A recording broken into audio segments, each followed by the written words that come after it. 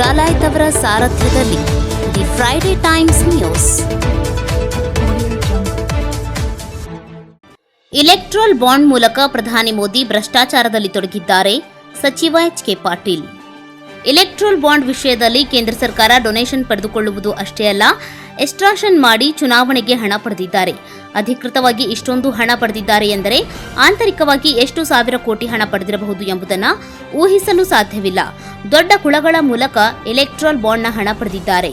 ನಂತರ ಅವರ ಕೇಸ್ ಹಿಂಪಡೆಯುತ್ತಾರೆ. ಈ ಮೂಲಕ ಮೋದಿ ದೊಡ್ಡ ಭ್ರಷ್ಟಾಚಾರದಲ್ಲಿ ತೊಡಗಿದ್ದಾರೆ ಎಂದು ಜಿಲ್ಲಾ ಉಸ್ತುವಾರಿ ಸಚಿವ ಡಾ ಎಚ್.ಕೆ. ಪಾಟೀಲ್ ಆರೋಪಿಸಿದರು. ನಗರದ ಪತ್ರಿಕಾ ಭವನದಲ್ಲಿ ಶನಿವಾರ ಸುದ್ದಿಗೋಷ್ಠಿ ನಡೆಸಿ ಮಾತನಾಡಿದ ಅವರು, ಭ್ರಷ್ಟಾಚಾರಿಗಳು ಬಿಜೆಪಿ ಸೇರಿದ ನಂತರ ಅವರ ಕೇಸ್ ಖುಲಾಸೆಯಾಗುತ್ತಿವೆ. ಇದನ್ನೆಲ್ಲವನ್ನ ನೋಡುತ್ತಿದ್ದರೆ ಬಿಜೆಪಿ ಭ್ರಷ್ಟಾಚಾರದಲ್ಲಿ ತೊಡಗಿದೆ ಅನ್ನುವುದಕ್ಕೆ ತಾಜಾ ಉದಾಹರಣೆ. ಮೋದಿ ಜಾಗತಿಕ ಮಟ್ಟದಲ್ಲಿ ಅತ್ಯಂತ ದೊಡ್ಡ ಸ್ಕ್ಯಾಮ್ ಮಾಡಿದ್ದಾರೆ. ಪ್ರಧಾನಿ ಮೋದಿ ಅವರು ಚುನಾವಣೆಗೂ ಮುನ್ನ ಶ್ವೇತಪತ್ರ ಹೊರಡಿಸಲಿ ಎಂದು ಆಗ್ರಹಿಸಿದರು. ಯಾರ್ಯಾರ ಮೇಲೆ ಇಡಿ ಕೇಸ್ ಇವೆ ಅದರ ಮಾಹಿತಿಯನ್ನು ಚುನಾವಣಾ ಆಯೋಗದವರು ಪಡೆದು ಜನರ ಮುಂದೆ ಇಡಬೇಕು ಎಂದು ಚುನಾವಣಾ ಆಯೋಗಕ್ಕೂ ಆಗ್ರಹಿಸಿದರು. ಒಂದು ದೊಡ್ಡ ರಾಷ್ಟ್ರೀಯ ರಾಜಕೀಯ ಪಕ್ಷ ವಿರೋಧ ಪಕ್ಷದವರ ಹಳೆಯ ಕೇಸ್ ಹೊರತೆಗೆದು 1800 ಕೋಟಿ ರೂಪಾಯಿ ದಂಡ ಪಾವತಿಸಬೇಕು ಎಂದು ನೋಟಿಸ್ ನೀಡಿರುವುದು ಸರಿಯಾದ ಕ್ರಮ ಅಲ್ಲ. ಭಯ ಹುಟ್ಟಿಸುವ ನಿಮ್ಮ ಕೆಲಸಕ್ಕೆ ಯಾರೂ ಅಂಜುವುದಿಲ್ಲ. ಅವರ ನೋಟಿಸ್ಗೆ ಕಾಂಗ್ರೆಸ್ ಹೆದರುವುದಿಲ್ಲ. 30 ವರ್ಷದ ಹಿಂದಿನ ನೋಟಿಸನ್ನು ಚುನಾವಣೆ ಸಮಯದಲ್ಲಿ ಯಾಕೆ ನೀಡಿದ್ರು, ಇಷ್ಟು ದಿನ ಯಾಕೆ ನೀಡಲಿಲ್ಲ, ಇದಕ್ಕೆ ತಕ್ಕ ಉತ್ತರವನ್ನ ಜನ ನೀಡ್ತಾರೆ ಎಂದರು. ಕೋಲಾರಕ್ಕೆ ಗೌತಮ್ ಅವರಿಗೆ ಟಿಕೆಟ್ ನೀಡುತ್ತೇವೆ. ರಾಜ್ಯದ 28 ಸ್ಥಾನಕ್ಕೂ ನಮ್ಮ ಅಭ್ಯರ್ಥಿಗಳ ಪಟ್ಟಿ ಅಂತಿಮ ಆಗಿವೆ. ಅತಿ ಶೀಘ್ರದಲ್ಲಿ ಹಾವೇರಿ ಗದಗ ಲೋಕಸಭಾ ಕ್ಷೇತ್ರದ ಅಭ್ಯರ್ಥಿ ಆನಂದಸ್ವಾಮಿ ಗಡ್ಡದೇವರಮಠ ಅವರ ನಾಮಪತ್ರ ಸಲ್ಲಿಸುವ ದಿನಾಂಕ ನಿಗದಿಗೊಳಿಸುತ್ತೇವೆ. ಈ ಬಾರಿ ಆನಂದಸ್ವಾಮಿ ಅವರು ಸುಮಾರು 2 ಲಕ್ಷ ಮತಗಳ ಅಂತರದಿಂದ ಗೆಲುವು ಸಾಧಿಸಲಿದ್ದಾರೆ ಎಂದು ಡಾ ಎಚ್.ಕೆ. ಪಾಟೀಲ್ ಹೇಳಿದರು. ಈ ಸಂದರ್ಭದಲ್ಲಿ ಗದಗ ಬೆಟಗೇರಿ ಶಹರ ಕಾಂಗ್ರೆಸ್ ಕಮಿಟಿ ಅಧ್ಯಕ್ಷ ಬಿಬಿ ಅಸೂಟಿ, ಮಾಜಿ ಜಿಲ್ಲಾ ಪಂಚಾಯತ್ ಅಧ್ಯಕ್ಷ ಸಿದ್ದಲಿಂಗೇಶ್ ಪಾಟೀಲ್ ಅನೇಕರು ಉಪಸ್ಥಿತರಿದ್ದರು. ರಾಷ್ಟ್ರದಲ್ಲಿಯ ರಾಜಕಾರಣವನ್ನು ತಾವು ಗಮನಿಸ್ತಾ ಇದ್ದೀರಿ. ಹಲವಾರು ರೋಚಕ ಸುದ್ದಿಗಳು ಹೊರಗೆ ಬರ್ತಾ ಇವೆ. BJP ಸರ್ಕಾರಕ್ಕೆ ಅತ್ಯಂತ ಸಮೀಪ ಇದ್ದವರು ಸಹಿತ ಹಲವು ಮಾಹಿತಿಗಳನ್ನು ಹೊರಗೆ ಹಾಕಿದರೆ, ಕೋರ್ಟು ಹಾಗೂ ಕೇಂದ್ರದ ಅಂಗಸಂಸ್ಥೆಗಳು ಹಲವು ಮಾಹಿತಿಗಳನ್ನು ಸಾಮಾಜಿಕ ಜಾಲತಾಣ ಇಲ್ವಾ ಪತ್ರಿಕೆ ಅಥವಾ ಇನ್ನಾದರೂ ಕೆಲವು ಸಾಧನಗಳ ಮೂಲಕ, ಲೇಖನಗಳ ಮೂಲಕ ಬಹಿರಂಗಗೊಳಿಸಿವೆ. ಅದರಲ್ಲಿ ಅತ್ಯಂತ ಮಹತ್ವದ್ದು ಅಂತಂದರೆ ಇಲೆಕ್ಟ್ರಲ್ ಬಾಂಡ್ಸ್ ವಿಷಯದಲ್ಲಿ ಕೇಂದ್ರ ಸರ್ಕಾರ ಡೊನೇಷನ್ ಪಡೆದುಕೊಳ್ಳೋದು ಅಲ್ಲ, ಎಕ್ಸ್ಟಾರ್ಷನ್ ಮಾಡಿ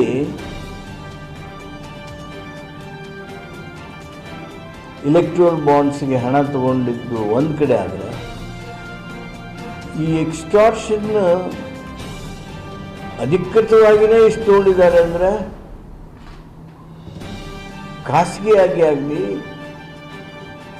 ಬ್ಲ್ಯಾಕ್ ಹಣವನ್ನು ಅವ್ರ ಕಡೆಯಿಂದ ಪಡೆದುಕೊಳ್ಳೋದ್ರ ಮುಖಾಂತರ ಆಗಲಿ ಎಷ್ಟು ಸಾವಿರಾರು ಕೋಟಿ ರೂಪಾಯಿಯನ್ನು ಪಡೆದುಕೊಂಡಿದ್ದಾರೋ ಅನ್ನೋದ್ರ ಬಗ್ಗೆ ದೇಶದಲ್ಲಿ ಆಲೋಚನೆ ನಡೆದಿದೆ.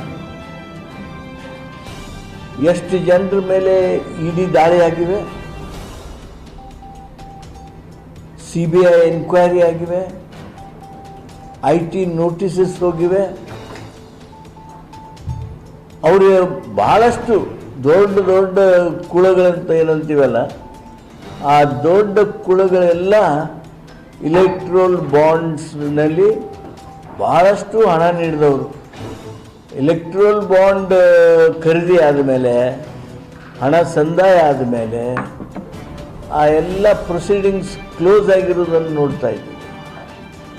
BJP ಪಕ್ಷ ಸೇರಿದ ಕೂಡಲೇ ಆ ಇಡಿ ನೋಟಿಸು, ಇಡಿ ಎನ್ಕ್ವೈರಿ, ಇಡಿ ಕೇಸ್ ಹಾಕೋದು ಅದೆಲ್ಲ ಹಿಂಪಡೆದದ್ದನ್ನು ನೋಡ್ತಾ ಇದ್ದೀವಿ. ಈಗ 2-3 ದಿವಸದೊಳಗೆ ನೀವು ಹಲವು ನಾಯಕರುಗಳನ್ನು ನೋಡ್ತೀರಿ. ಇದೆಲ್ಲ ಏನು ತೋರಿಸುತ್ತೆ ಅಂದರೆ BJP ಸರ್ಕಾರ ಕೇವಲ ಭ್ರಷ್ಟಾಚಾರದಲ್ಲಿ ತೊಡಕೊಳ್ಳೋದು ಅಷ್ಟೇ ಅಲ್ಲ. ಅಂದರೆ ಇಲ್ಲಿವರೆಗೆ ಲಂಚ ತೊಗೊತಿದ್ರು, ಭ್ರಷ್ಟಾಚಾರ ಮಾಡ್ತಿದ್ರು, ಅವ್ರ ಕಡೆಯಿಂದ ಹಣ ಪಡ್ಕೋತಿದ್ರು. ಅದೆಲ್ಲ ನಡೆದಿರ್ತಕ್ಕಂಥದ್ದು ಎಲ್ಲರಿಗೂ ಇರುವಂಥ ಮಾಹಿತಿ. ಆದರೆ extortion is one of the unknown factor in Indian polity. ರಾಷ್ಟ್ರದ ರಾಜಕಾರಣದೊಳಗೆ ಈ ರೀತಿ ಎಕ್ಸ್ಟಾರ್ಷನ್, ಶೋಷಣೆ, ಭ್ರಷ್ಟಾಚಾರ ಮಾಡೋದು ಒಂದು ಕಡೆ, ಭ್ರಷ್ಟಾಚಾರದ ಮುಂದಿನ ಹಂತ ಎಕ್ಸ್ಟಾರ್ಷನ್ ಮಾಡಿ ಏನು ಹಣ ಪಡೆದುಕೊಳ್ತಕ್ಕಂಥದ್ದನ್ನು BJP ಅವರು ಮಾಡಿದ್ದಾರೆ. ಇದೊಂದು ಜಾಗತಿಕ ಮಟ್ಟದಲ್ಲಿ ಅತ್ಯಂತ ದೊಡ್ಡ ಸ್ಕ್ಯಾಮ್. ಇದು ಜಾಗತಿಕ ಮಟ್ಟದಲ್ಲಿ ಅತ್ಯಂತ ದೊಡ್ಡ ಸ್ಕ್ಯಾಮ್. ಇಷ್ಟು ಪರಿಯಾಗಿರ್ತಕ್ಕಂಥ ಎಕ್ಸ್ಟಾರ್ಷನ್ ಮುಖಾಂತರ ರಾಜಕೀಯ ಪಕ್ಷ ಹಣ ಪಡೆದಿರುವಂಥ ಪ್ರಕರಣ ಜಗತ್ತಿನಲ್ಲಿ ಎಲ್ಲಿಯೂ ಇಲ್ಲ. ನಾನು ಈ ಸಂದರ್ಭದಲ್ಲಿ BJPಯ ನಾಯಕತ್ವ ವಹಿಸಿರ್ತಕ್ಕಂಥ ಮೋದಿಯವರನ್ನು ಆಗ್ರಹ ಮಾಡ್ತೀನಿ. ಇಷ್ಟೆಲ್ಲ ಕ್ಲೌಡ್ ನಿಮ್ಮ ಸುತ್ತು ಬಂದುಬಿಟ್ಟದ. ಆದ್ದರಿಂದ ಈ ಇಲೆಕ್ಟ್ರೋಲ್ ಬಾಂಡ್ಸ್ ಹಾಗೂ ರಾಜಕೀಯ ಪಕ್ಷಗಳಿಗೆ ಬಂದಿರತಕ್ಕಂಥ ಹಣದ ಬಗ್ಗೆ ಒಂದು ವೈಟ್ ಪೇಪರನ್ನು, ಶ್ವೇತಪತ್ರವನ್ನು ಚುನಾವಣೆ ಮೊದಲು ನೀವು ಹೊರಡಿಸಬೇಕು. BJPಗೆ ಇರೋದು ಸವಾಲು ಇದು. ಇಲ್ಲಿ ಏನು ಆಯಿತು, ಜನ ಭಾಳಷ್ಟು ಆಸಕ್ತರಾಗಿದ್ದಾರೆ ತಿಳ್ಕೊಳ್ಳೋದಕ್ಕೆ. ನಿಮ್ಮ ಭ್ರಷ್ಟಾಚಾರದ ಬಗ್ಗೆ, ನಿಮ್ಮ ಈ ಶೋಷಣೆಯ ಬಗ್ಗೆ, ಈ ರೀತಿ ಹಿಂಸಾತ್ಮಕ ಶೋಷಣೆ ಬಗ್ಗೆ ಜನರಿಗೆ ತಿಳಿಸಬೇಕಾದದ್ದು ಪ್ರಜಾಪ್ರಭುತ್ವದಲ್ಲಿ ನಿಮ್ಮ ಕರ್ತವ್ಯ. ಎಲೆಕ್ಷನ್ ಕಮಿಷನ್ಗೂ ನಾನು ಆಗ್ರಹ ಮಾಡ್ತೀನಿ. ಯಾರ್ಯಾರಿಗೆ ED ಕೇಸ್ ಇದ್ದು ಇಲೆಕ್ಟ್ರಲ್ ಬಾಂಡ್ಸನ್ನು ತೊಡಗಿಸಿದ ಮೇಲೆ ಆ ಕೇಸ್ಗಳು ಕ್ಲೋಸ್ ಆದವು, ಇದನ್ನು ಮಾಹಿತಿಯನ್ನು ನೀವು ಸರ್ಕಾರದಿಂದ ಪಡೆದು ಜನರಿಗೆ ನೀಡಬೇಕು. ಜನರಿಗೆ ಅಭ್ಯರ್ಥಿ ಯಾವ ಕ್ರಿಮಿನಲ್ ಕೇಸ್ನಾಗಿದ್ದ, ಅವನದು ಆಸ್ತಿ ಎಷ್ಟು, ಅವನದು ಇದು ಎಷ್ಟು ಅಂತೇಳಿ ಕೇಳ್ತಿರಲ್ಲ ಸರ್, ನಿಮ್ಗೆ ಆ ಕ್ರಮ ನಾವು ಸ್ವಾಗತ ಮಾಡ್ತೀವಿ, ಅದನ್ನು ಮೆಚ್ಕೋತೀವಿ. ಹಾಗೆಯೇ ಈ ಇಲೆಕ್ಟ್ರಲ್ ಬಾಂಡ್ಸ್ ಎಲ್ಲಿಂದ ಬಂದು, ಯಾರಿಂದ ಬಂದು, ಅವು ಯಾವ ED ಕೇಸ್ನೊಳಗೆ ಅವರಿದ್ದರು, ಯಾವ ಇನ್ಕಮ್ ಟ್ಯಾಕ್ಸ್ ಕೇಸ್ನೊಳಗೆ ಅವರಿದ್ದರು ಅನ್ನುವ ಎಲ್ಲ ಮಾಹಿತಿಯನ್ನು ನೀವು ಸಾರ್ವಜನಿಕರಿಗೆ ಒದಗಿಸಬೇಕು ಅಂಥೇಳಿ ಚುನಾವಣಾ ಆಯೋಗವನ್ನು ಸಹಿತ ನಾನು ಆಗ್ರಹ ಮಾಡ್ತಾಯಿದ್ದೀನಿ. ನೋಡಿ ಯಾವ ಪರಿಸ್ಥಿತಿಗೆ ನಾವು ಅರಾಜಕತೆಗೆ ಹೋಗಿ ತಲುಪಿದ್ದೇವೆ ಅಂದರೆ, ಒಂದು ರಾಷ್ಟ್ರೀಯ ರಾಜಕೀಯ ಪಕ್ಷಕ್ಕೆ, ಅಧಿಕೃತ ರಾಜಕೀಯ ಪಕ್ಷಕ್ಕೆ, ಅಧಿಕೃತ ವಿರೋಧ ಪಕ್ಷಕ್ಕೆ ಯಾವಾಗಿಂದೋ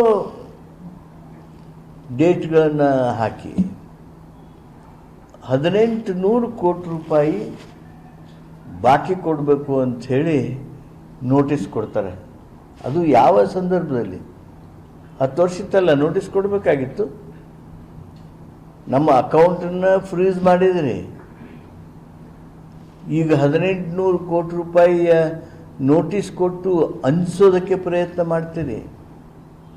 ಈ ನೋಟಿಸ್ಗಳ ಮೂಲಕ ಈ ನಿಮ್ಮ ಸೆಂಟ್ರಲ್ ಗೌರ್ಮೆಂಟ್, ಕೇಂದ್ರ ಸರ್ಕಾರದ ಇನ್ಸ್ಟ್ರೂಮೆಂಟ್ಯಾಲಿಟೀಸ್, ಅದರ ಅಂಗಸಂಸ್ಥೆಗಳ ಮೂಲಕ ಈ ಭಯ ಹುಟ್ಟಿಸುವಂಥ ಏನು ಪ್ರಯತ್ನ ಮಾಡ್ತಾ ಇದ್ದೀರಿ, ಇದರಿಂದ ಜನ ಆಕ್ರೋಶಗೊಂಡಿದ್ದಾರೆ. ಯಾರೂ ಅಂಜೋದಿಲ್ಲ, ಆದರೆ ನಿಮ್ಮ ಕೃತ್ಯಗಳು ಹೇಗೆ, ನಿಮ್ಮ ಮೋಡಸ್ ಆಪರೆಂಡಿ ಏನು ಅನ್ನೋದು ಇವತ್ತು ತಿಳಿತಾ ಇದೆ. ನಾನು ಈ ಸಂದರ್ಭದಲ್ಲಿ ಕಾಂಗ್ರೆಸ್ ಪಕ್ಷಕ್ಕೆ ಅವರು ಏನು ನೋಟಿಸ್ ಕೊಟ್ಟಿದ್ದಾರೆ, ನಾವು ನೋಟಿಸ್ ಕೊಡಬಾರ್ದು ಅನ್ನೋರಲ್ಲ. ನೀವು 30 ವರ್ಷದ ಹಿಂದಿಂದು ಮಾಹಿತಿ ಕೇಳಿ ನೋಟಿಸ್ ಕೊಡ್ತೀರಿ. ಅದು ಈಗ ಕೋಡ್ ಆಫ್ ಕಾಂಡಕ್ಟ್ ಬಂದ ಮೇಲೆ. Who stop these organisations to not to issue notices earlier? ಒಮ್ಮಕ್ಕಲೇ ಇವತ್ತು ಗೊತ್ತಾಯ್ತಾ?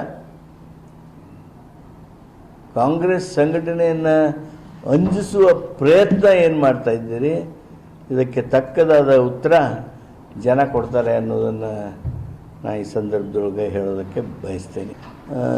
ಕೋಲಾರದ್ದು ಒಂದು ಉಳಿದಿತ್ತು ನಮ್ಮದು. ಕೋಲಾರದ್ದು ಗೌತಮ್ ಅವ್ರಿಗೆ ಟಿಕೆಟ್ ಕೊಡುವಂಥದ್ದನ್ನು ನಿರ್ಣಯ ಮಾಡೋದ್ರ ಮೂಲಕ ವಿಜಯ್ ಕುಮಾರ್ ಅವರ ಸುಪುತ್ರ ಗೌತಮ್ ಅವ್ರಿಗೆ ಟಿಕೆಟನ್ನು ನಿರ್ಣಯಿಸೋದರ ಮೂಲಕ ಈಗಾಗಲೇ ನಮ್ಮ ಎಲ್ಲ 28 ಸ್ಥಾನಗಳಿಗೆ ನಾವು ನಮ್ಮ ಅಭ್ಯರ್ಥಿಗಳನ್ನು ಫೈನಲ್ ಮಾಡಿದ್ದೇವೆ. ಇನ್ನೇನು ನಾಮಪತ್ರ ಈ ಭಾಗದಲ್ಲಿ ಪ್ರಾರಂಭ ಆದಮೇಲೆ ಈ ಭಾಗದ ಮಾಡ್ತೀವಿ. ಆ ಕಡೆದು ಬಹುಬೇಗ ಈಗಾಗಲೇ ಪ್ರಾರಂಭ ಆದದ್ದೇ, ತಾರೀಖುಗಳನ್ನು ನೋಡ್ಕೊಂಡು ಕೊಡ್ತಾರೆ. ತಮ್ಮ ಹೇಳಿಕೆ ಚಾರ್ಲಿ ಅನ್ನುವಂಥ ವಿರೋಧ ಪಕ್ಷದ ಅಭ್ಯರ್ಥಿ ಬಗ್ಗೆ ತಾವು ಕೊಟ್ಟಂಥ ಹೇಳಿಕೆ ಸಾಕಷ್ಟು ವಿವಾದಗಳಿಗೆ ಮತ್ತು ಚರ್ಚೆಗೆ ಕಾರಣ. ಏನು ವಿರೋಧ ಪಕ್ಷದವರು ಎಚ್ ಕೆ ಪಾಟೀಲ್ ಅಂತವರಿಂದ ಈ ರೀತಿ ಹೇಳಿಕೆಯನ್ನು ನಿರೀಕ್ಷೆ ಮಾಡಿರಲಿಲ್ಲ ಅನ್ನುವಂಥದ್ದನ್ನು ಬಹಿರಂಗವಾಗಿ ಹೇಳಿದರು. ಸ್ನೇಹಿತರೆ, ನಾನು ಹೇಳಿದ್ದ ಹೊತ್ತು ಹಿರಿಯ ಪೈಲ್ವಾನ್ ಕಿರಿಯ ಪೈಲ್ವಾನ್ ಹೋಲಿಕೆಯ ವಿಷಯ ಇತ್ತು ಅಷ್ಟೇ. ಆದರೆ ಅದನ್ನು ಕೆಲವರು ತಪ್ಪು ಗ್ರಹಿಕೆ ಮಾಡಿಕೊಂಡಿದ್ದಾರೆ. ನನಗೆ ಬೊಮ್ಮಾಯಿಯವರ ಆ ಹೇಳಿಕೆಯನ್ನು ಸಹಿತ ಅವರು ಅದನ್ನು ತಪ್ಪು ಅರ್ಥೈಸಿದ್ರೇನೋ ಅಂತ ಅನ್ನಿಸ್ತು. ಯಾರಿಗಾದ್ರೂ ಆ ಉಪಮೇಯ ಅಥವಾ ಉದಾಹರಣೆ ಕೊಡೋದ್ರೊಳಗೆ ಅದರಿಂದ ಏನಾದರೂ ಯಾರಿಗಾದರೂ ಮನಸ್ಸಿಗೆ ನೋವಾಗಿದ್ದರೆ, ಇನ್ಕ್ಲೂಡಿಂಗ್ ಬೊಮ್ಮಾಯಿ ಅವ್ರಿಗೆ ಮನಸ್ಸಿಗೆ ನೋವಾಗಿದ್ದರೆ ನಾನು ವಿಷಾದ ವ್ಯಕ್ತ ಮಾಡ್ತೀನಿ.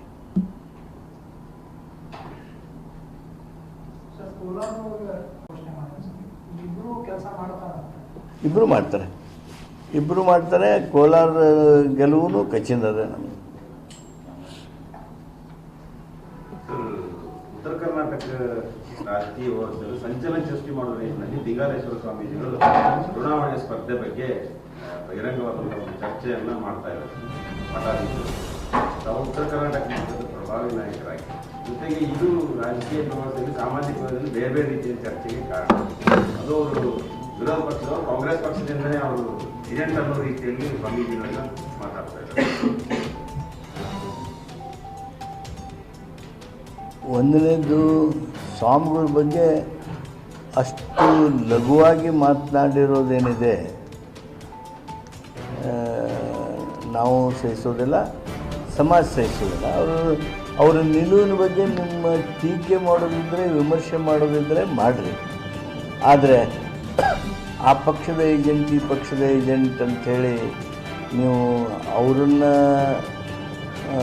ಹೀಗಳಿಸೋದ್ರ ಜೊತೆಗೆ ನಮ್ಮ ಪಕ್ಷದ ಮೇಲೂ ಆರೋಪ ಕೂಡಿಸ್ತಕ್ಕಂಥ, ಗೂಬೆ ಕೂಡಿಸ್ತಕ್ಕಂಥ ಕೆಲಸ ನೀವು ಮಾಡೋದೇನಿದೆ ಇದು ಭಾಳ ಕೆಳಮಟ್ಟದ ಕೆಲಸ. ಆಮೇಲೆ ಆ ಸ್ವಾಮಿಗಳ ನಿಲುವುಗಳ ಬಗ್ಗೆ ನಾವು ಚರ್ಚೆ ಮಾಡಬೇಕೆ ಹೊರತು ಅವ್ರಿಗೂ ಅವಮಾನ ಆಗ್ತಕ್ಕಂಥ, ನನಗೆ ಗೊತ್ತಿದ್ದಂಗೆ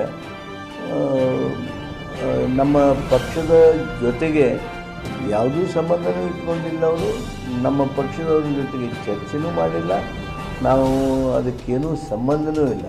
ಅವರ ವಿಚಾರಗಳು ಬಿ ಜೆ ಪಿಯವ್ರಿಗೆ ಇಲ್ಲಿಯವ್ರಿಗೇನು ಒಂದು ಸುಳ್ಳು ಹೇಳ್ಕೊಂಡು ಹೊಂಟಿದ್ರು. ಎಲ್ಲರೂ ಸ್ವಾಮಿಗಳು ನಮ್ಮ ಕಡೆನೇ ಅದಾರ, ಇವ್ರು ನಮ್ಮ ಕಡೆನೇ ಅದಾರ. ಸತ್ಯ ಬಹಿರಂಗ ಆಗ್ತಾಯಿದೆ. ಅದಕ್ಕೆ ಹತಾಶರಾಗಿ ಯಾರು ಅವರ ಅಭಿಪ್ರಾಯಕ್ಕೆ ಹೊಂದಿಕೊಳ್ಳೋದಿಲ್ಲ, ಅವ್ರಿಗೆ ಕಟುವಾದ ಶಬ್ದದಿಂದ ಟೀಕೆ ಮಾಡಿ ಒಂದು ರೀತಿ ಹತಾಶ ಭಾವನೆಯನ್ನು ವ್ಯಕ್ತ ಮಾಡ್ತಾ ಇದ್ದಾರೆ.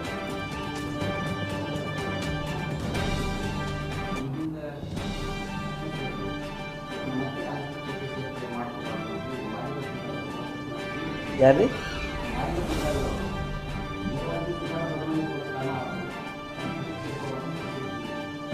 ನಮಗೂ ಗೊತ್ತಿದ್ದಂಗೆ ಮಾನ್ಯ ರಾಮಕೃಷ್ಣ ದೊಡ್ಡಮನಿಯವರು ನಮ್ಮ ಪಕ್ಷವನ್ನು ನಿನ್ನೆ ಸೇರ್ಪಡೆ ಆದರು.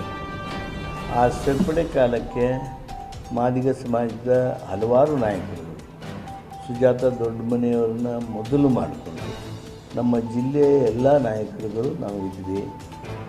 ಸ್ವಲ್ಪ ಅಭಿಪ್ರಾಯ ವ್ಯತ್ಯಾಸಗಳು ಬಂದಿದ್ದು ಅವ್ರನ್ನ ಕೂಡಿಸಿದ್ವಿ, ಮಾತಾಡಿಸಿದ್ವಿ. ಒಂದು ಸಂದರ್ಭದಲ್ಲಿ ಆಗಿರ್ತಕ್ಕಂಥ ಆ ತಪ್ಪು ಗ್ರಹಿಕೆಗಳು, ತಪ್ಪು ಕ್ರಮಗಳು ಅವನ್ನೆಲ್ಲನೂ ನೆನಪಾರಿ ಇವತ್ತು ರಾಮಕೃಷ್ಣ ದೊಡ್ಡಮನಿಯವ್ರನ್ನ ನಮ್ಮ ಪಕ್ಷಕ್ಕೆ ಸೇರ್ಪಡೆ ಮಾಡಿಕೊಂಡಿದ್ದೇವೆ. ಅದಕ್ಕೆ ಎಲ್ಲರಿಗೂ ನಮ್ಮ ಜಿಲ್ಲೆಯಲ್ಲಿ ಹಾಗೂ ರಾಜ್ಯದಲ್ಲಿ ಮುಖಂಡರು ಒಪ್ಪಿಗೆಯನ್ನು ಪಡೆದುಕೊಂಡಿದ್ದೇವೆ.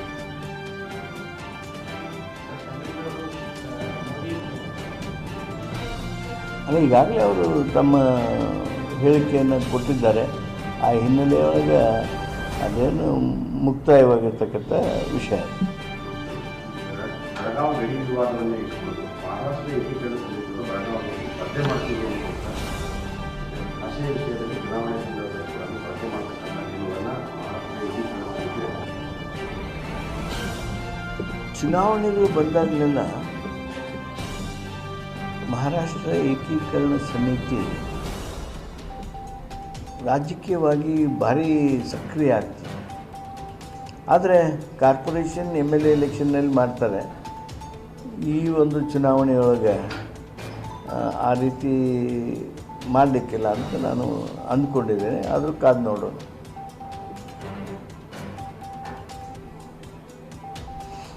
Thank you.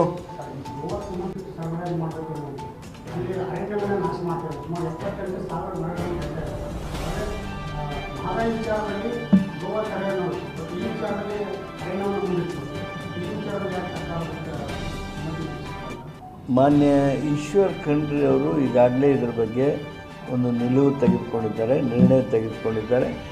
ಅತ್ಯಂತ ಸಮರ್ಪಕವಾಗಿರ್ತಕ್ಕಂಥ ನಿಲುವು ಫಾರೆಸ್ಟ್ ಮಿನಿಸ್ಟರ್ ಈಶ್ವರ್ ಖಂಡ್ರೆ ಅವರು. ಅದು ನಮ್ಮ the Friday Times news Gadag.